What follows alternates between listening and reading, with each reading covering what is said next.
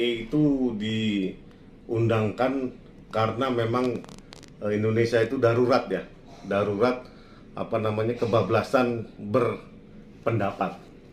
Karena terus terang semenjak era runtuhnya Orde Baru, ya Soeharto jatuh, semua warga negara Indonesia berlomba-lomba merdeka dan mengekspresikan dirinya. Nah, makanya kenapa di dalam era SBY, ya kepemimpinan era presiden kita yang luar biasa itu selama 10 tahun menerbitkan undang-undang yang cukup bagus, yaitu undang-undang ITE. Tapi juga terus terang undang-undang ITE ini bagaikan bilah pisau bermata dua. Contohnya dari menterinya SBY sendiri, yaitu Mr. Roy Suryo, ya kan? Dia terkena undang-undang yang dia undangkan sendiri. Itu kena 1 tahun 6 bulan. Aduh, itu konyol sekali. Makanya saya bilang, jarimu harimaumu. Netizen, jika kalian memang tidak ingin terkena pidana, baca ulang sebelum kirim. Baca ulang sebelum kirim. Kalau Anda melanggar hukum, contohnya udah banyak. Sampai pembuat undang-undangnya pun masuk. Itu adalah hak. Jika Anda merasa dirugikan, seperti halnya Dito lawannya Nikita, ya makanya dia laporkan dengan pasal 36.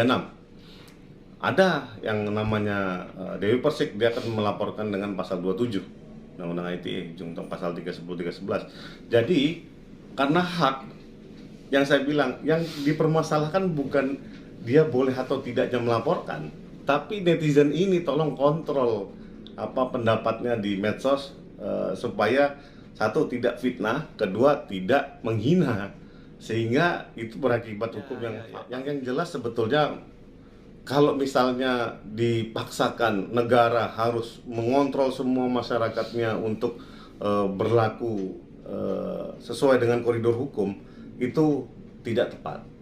Yang ada harusnya masyarakat dan khalayak ramai dan warga negara itu harus bertindak sesuai dengan hukum yang berlaku di masyarakat, sehingga kontrol masyarakat itu adalah masyarakat itu sendiri.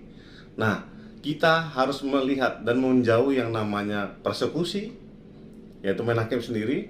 Kedua, julid yang nggak ada ujungnya, alias fitnah. Nah, itu nggak boleh, karena kenapa? Ada undang-undang yang melarang. Yang ketiga, satu, kebebasan individu itu dibatasi oleh kebebasan individu lainnya. Tolong dicamkan itu.